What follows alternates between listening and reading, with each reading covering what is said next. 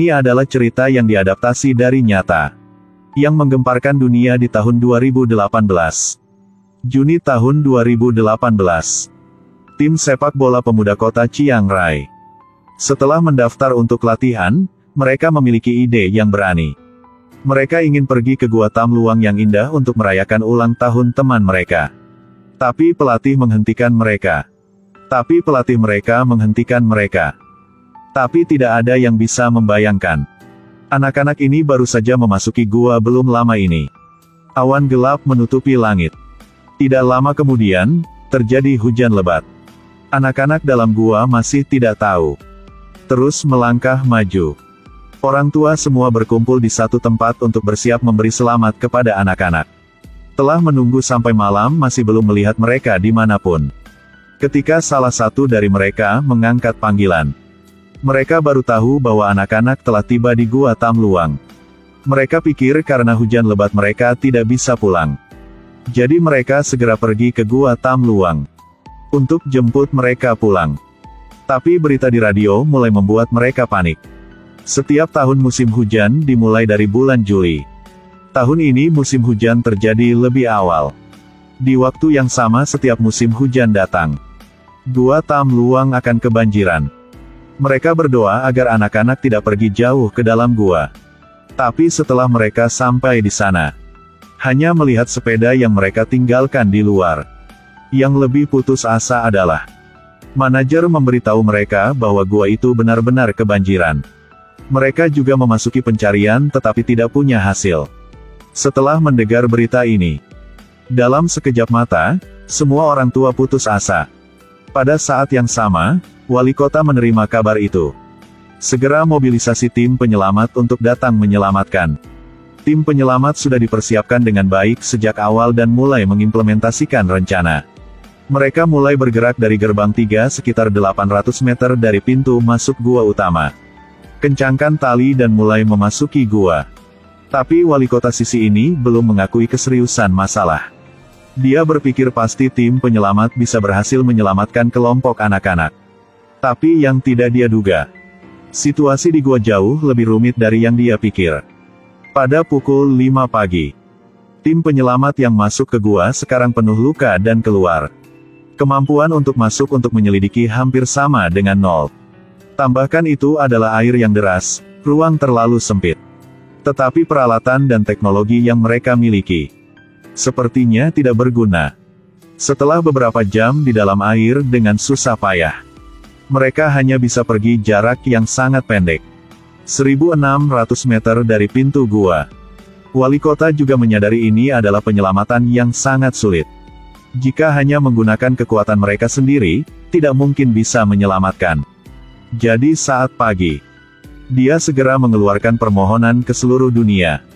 Pada saat yang sama, banyak orang lokal juga datang untuk berpartisipasi dalam penyelamatan. Mereka menggunakan pompa besar untuk menyedot semua air di gua itu keluar. Tapi untuk hujan badai yang deras, ada seorang insinyur irigasi dari Bangkok. Katakan pompa air sama sekali tidak berguna. Karena air dalam gua semua mengalir dari puncak gunung. Satu-satunya cara adalah membiarkan air di gunung mengalir ke bawah gunung. Itulah satu-satunya cara untuk mengatasi masalah air yang terus naik di dalam gua. Jadi itu di bawah bantuan seorang lelaki tua yang akrab dengan medan alpine ini. Bersama sejumlah besar penduduk desa yang mulai mendaki gunung dan mengubahkan aliran air. Sudah hari kelima anak-anak terjebak di dalam gua. Setelah menonton berita, John tahu itu. Namanya telah muncul di daftar profesional penyelamat pemerintah. Meskipun pihak Thailand belum mengiriminya surat, tapi dia langsung menghubungi temannya Vernon. Setelah mengetahui situasinya, mereka berdua tanpa ragu-ragu dan segera berangkat ke tempat itu. Bahkan tidak punya waktu untuk makan. Mereka menyiapkan peralatan selam mereka kemudian langsung beraksi. Pada saat yang sama, tim penyelamat dari berbagai negara juga telah datang ke lokasi ini untuk bergabung dalam penyelamatan. Karena John dan Vernon datang terburu-buru, mereka belum melapor. Itu sebabnya petugas penyelamat tim penyerang cukup baik untuk menghentikan mereka.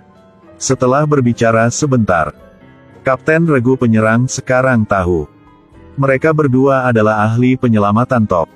Dan juga ada di daftar pemerintah. Setelah masuk ke dalam gua, mereka berdua mulai masuk dari pintu masuk gua nomor 3. 800 meter dari pintu masuk gua utama. Mereka mengikuti tali yang ditinggalkan oleh tim kejut dan masuk ke dalam. Tetapi situasi di dalam gua jauh lebih rumit dari yang mereka kira. Air yang mengalir deras dengan kolom stalaktit yang tinggi dan tajam. Jika tidak hati-hati, mereka bisa-bisa kehilangan nyawa. Setelah menyelam di bawah air selama 4 jam, mereka berdua akhirnya mencapai pertigaan gua. Mereka mengambil sedikit istirahat untuk melanjutkan. Baru sadar gua ini udah lama kebanjiran. Jadi ada dinding di gua yang pecah. Arus air kuat yang membawa kerikil dan batu segera menghantam mereka berdua. Keberuntungan adalah berkat pengalaman yang kaya. Dengan mental yang kuat sehingga mereka berdua lolos. Kemudian mereka memutuskan untuk kembali ke pintu masuk gua. Setelah mencapai gua ketiga. Karena aliran airnya terlalu deras, tempat ini terendam air. Karena relawan bertugas memompa air. Tidak bisa keluar tepat waktu sehingga dia terjebak di sini. Jadi John mengambil topeng dan respirator Vernon dan meletakkannya di wajah petugas penyelamat. Mereka memutuskan untuk membawa sukarelawan ini keluar terlebih dahulu dan kemudian menyelamatkan Vernon. Tapi relawan ini belum pernah dilatih menyelam sebelumnya. Jadi dia terlalu takut dan terus-menerus berjuang dengan tubuhnya. Bahkan dengan panik, dia membuat tabung oksigen di mulut John terlepas. John dalam bahaya tetapi tidak panik dan jaraknya tidak jauh juga. Jadi dia mengeluarkan sukarelawan itu keluar dengan selamat. Setelah mereka berdua keluar dari gua, wali kota ini tahu bahwa dua ahli hanya dapat. Don't let the noise of others' opinions drown out your own inner voice. Wajahnya berubah serius seolah-olah tidak ada optimisme yang tersisa. Kemudian mereka mengadakan pertemuan untuk mempelajari opsi penyelamatan. John dan Vernon berkata, dengan pengalaman penyelamatan mereka selama lebih dari 30 tahun, mereka masih bisa terus masuk ke dalam untuk mencari. Tetapi karena untuk memastikan keselamatan para penyelamat, wali kota ini masih memutuskan untuk menggunakan pompa berkapasitas besar untuk menyedot air. Tunggu sampai hujan berhenti, akan terus masuk ke sana untuk menyelamatkan. Tapi para navigator air gunung kesulitan lagi. Jika membiarkan semua air mengalir ke kaki gunung, ini akan menenggelamkan ladang rakyat. Setelah itu, pasar sudah mulai mengumpulkan orang-orang di kaki gunung. Lalu minta pendapat mereka. Orang-orang ini meskipun sedikit ragu-ragu. Tetapi setelah mereka mengetahui bahwa hal itu dapat membantu menyelamatkan anak-anak, mereka setuju dengan cara itu. 9 hari telah berlalu. Matahari akhirnya muncul. Tapi tidak ada yang berani memikirkan situasi anak-anak sekarang. Orang tua sangat tidak sabar. Jadi mereka mengundang seorang biarawan di Kuba untuk datang ke sini untuk memberkati anak mereka.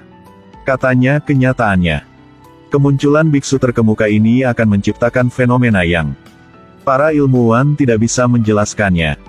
Jika Anda tertarik, Anda dapat mencari tahu lebih lanjut. Pada hari ke-10, air di dalam gua, di bawah aksi drainase dua arah akhirnya turun. Vernon dan John sekali lagi mengenakan pakaian selam mereka dan masuk ke dalam. 4 jam berlalu dan mereka sampai di perempatan huruf T. Setelah mengikat tali, mereka melanjutkan perjalanan. Struktur di dalamnya semakin rumit. Ruangnya sangat kecil sehingga sulit untuk dilalui. Mereka akhirnya menggunakan abis gulungan talinya. Di kejauhan ada cahaya yang menarik mereka. Mereka akhirnya menemukan sekelompok anak itu. Anak-anak ini telah menjalani 9 hari yang panjang. Mereka akhirnya bisa melihat kesempatan untuk bertahan hidup. Yang lebih menakjubkan adalah semua anak selamat. Di bawah dukungan pelatih. Ditambah minum air dari gunung dan bermeditasi agar bisa bertahan hidup. Sekarang anak-anak ini selain memiliki tubuh yang kurus kering, sikap dan semangat mereka sangat stabil untuk pergi keluar. Tetapi ketika John dan Vernon masuk, mereka tidak membawa tangki oksigen apapun. Jadi mereka berdua hanya bisa menghibur anak-anak.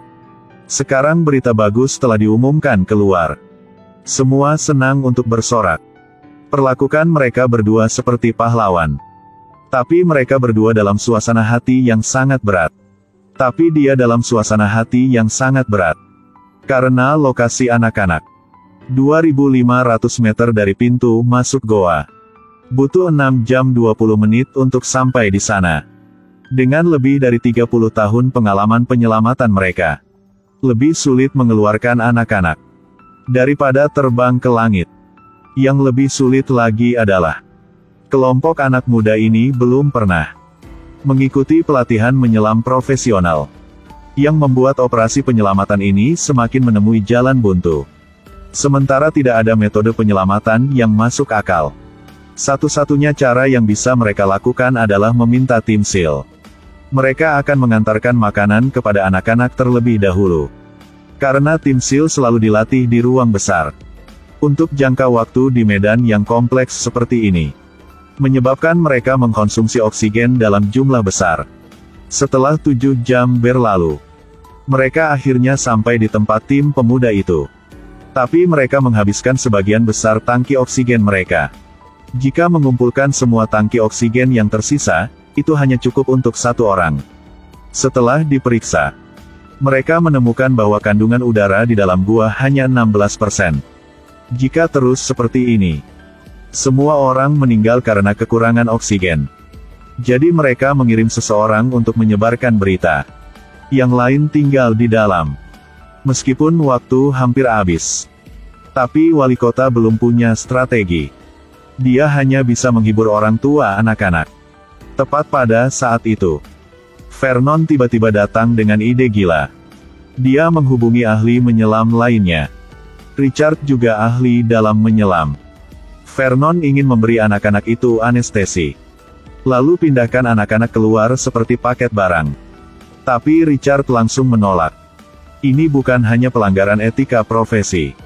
Tetapi juga kasus jika anestesi tidak dapat ditangani. Kemungkinan besar mereka akan mati lemas dengan air liur mereka sendiri. Apalagi, di jalan siapa sangka anak-anak tiba-tiba terbangun. Anak-anak ini akan ketakutan dan berjuang. Ini mengarah pada konsekuensi yang lebih serius. 15 hari telah berlalu. Seorang tim SEAL saat memberikan makanan kepada anak-anak. Tangki oksigennya tidak hati-hati dan tersangkut di tali. Sementara dia melepas tangki oksigennya untuk melepaskan tali. Mulut nozzle oksigen tiba-tiba dijepit, menyebabkan sejumlah besar oksigen dilepaskan. Karyawan tim SEAL ini karena kekurangan oksigen akhirnya wafat di gua. Pengorbanan rekan melakukan rasa sakit yang besar untuk semua orang. Bahkan wali kota siap untuk situasi yang terburuk. Setelah semua yang terjadi, Richard akhirnya mengambil keputusan. Dia setuju dengan Vernon. Kemudian mereka bilang rencana ini kepada wali kota. Meskipun tahu betapa berbahayanya cara itu. Cukup tinggi. Tapi ini juga satu-satunya cara untuk menangani situasi ini. Wali kota melaporkan cara ini kepada atasannya. Atasan juga setuju dengan pendekatan itu. Setiap orang hanya perlu melakukan yang terbaik. Jika gagal, tanggung jawab akan ada di pihak saya. Pada saat yang sama, metode ini harus benar-benar rahasia. Bahkan untuk orang tua dari anak-anak. Karena jika kabar ini terungkap, mereka pasti akan dikutuk oleh masyarakat. Richard kemudian melatih seluruh tim penyelamat. Karena dosis pertama anestesi tidak boleh overdosis.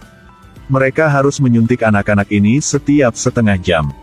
Setelah mempersiapkan segalanya, mereka mulai memasuki gua. Mereka dibagi menjadi 2 stasiun 1250 meter dan 2000 meter. Bergiliran memindahkan orang. Richard dan petugas penyelamat lainnya pergi ke anak-anak. Anak-anak tahu mereka akan diselamatkan dan sangat gembira.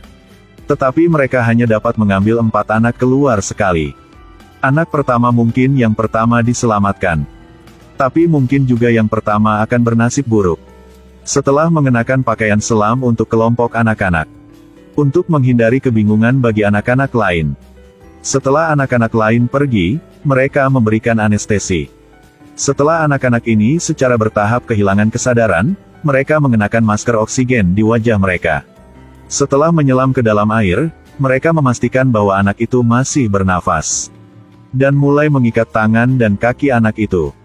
Kemudian mulai operasi penyelamatan. Meskipun tujuan relay pertama sangat nyaman, dalam hati mereka sangat khawatir.